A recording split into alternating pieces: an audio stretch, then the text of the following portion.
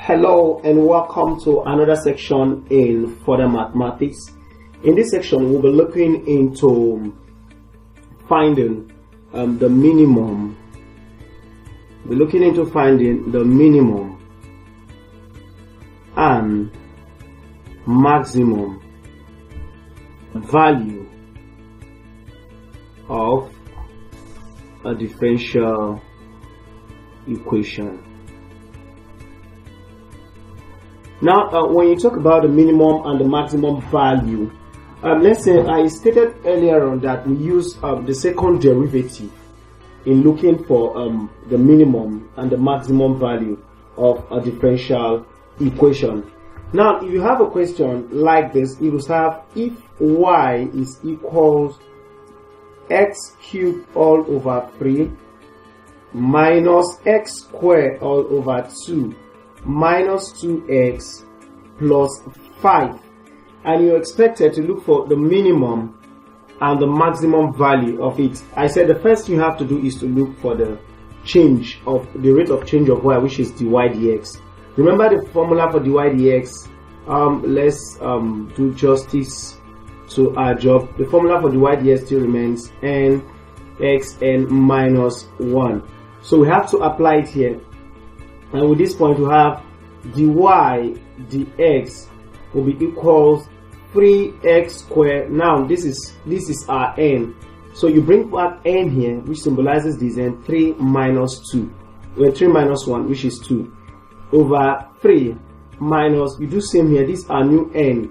You bring it back 2x just 1 over 2 minus, this is 2x minus 2. That's the value for dy dx, but 3 can go with this and 2 goes with this, so our dy dx becomes x squared minus x minus 2. So our value for dy dx is this. Now let's do for the second derivative, that's the square y over the x squared. So you have to differentiate this. So differentiating this using the same formula, this is 2, which is our n. Now you bring it back, 2x minus 1. So the second derivative will now give us this value. But one of the rules is that at turning point, dy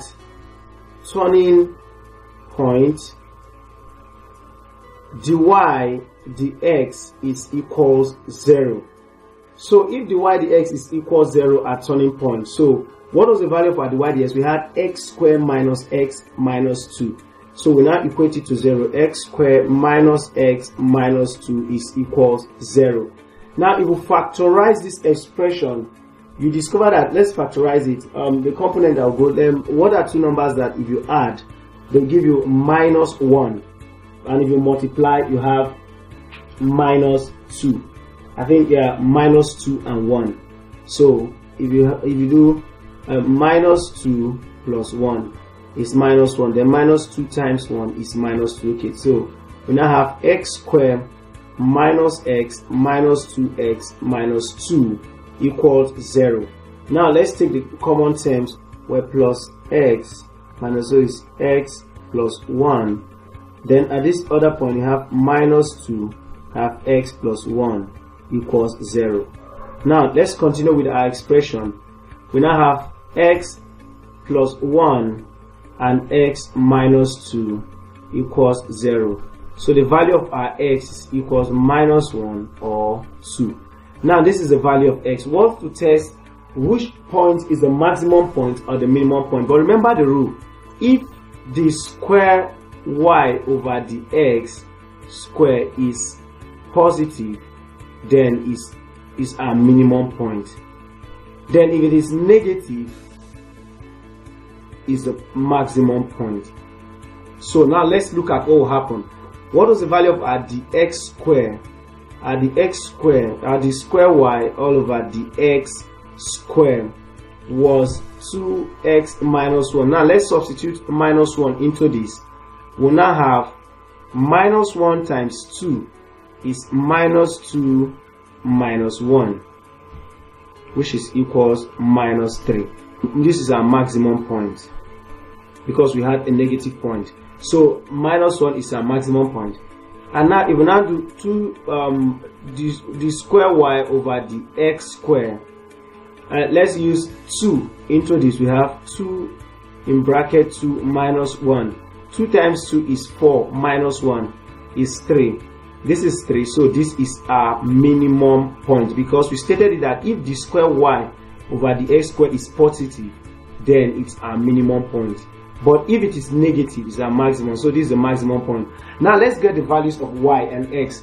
We are returning back to our original equation to input for the maximum and the minimum point. Remember, minus 1 is the maximum point. So let's get the value of y at maximum.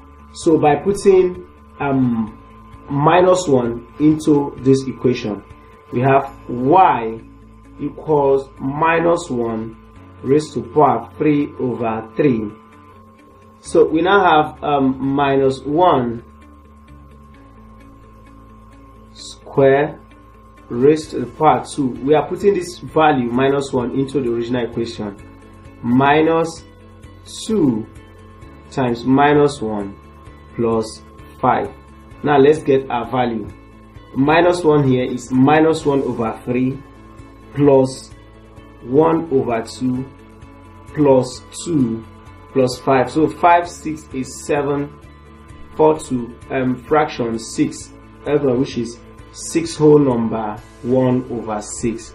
So the value of our y maximum is 6 whole number 1 over 6. Now let's look for y minimum. Y minimum, where we have 2. Now let's start substituting this 2 into this equation. We have 2 raised to power 3 over 3 minus 2 raised to power 2 over 2 minus 4 plus 5. This is 5 plus 4 is 5 minus 4 is 1. 4 over 2, that's minus 4 minus 4 is minus 8, and minus 8 plus 5 is minus 3. Then 2 over 3, 2 raised to power 3 is 8 over 3 plus this, which is equal to 1 whole number 2 over 3. So y minimum is equals 1 whole number 2 over 3. So these are the values. If you apply the equations very well, you see that your value of y maximum is 6 whole number 1 over 6, and y minimum is 1 whole number 2 over 3. I would like to say a very big thank you for joining us in this lesson today. In order for you to refresh your memory on what we just discussed, please take the test that will appear very soon on your screen. Do well to use the lesson notes on the platform for better information on the topic we've discussed. Thank you.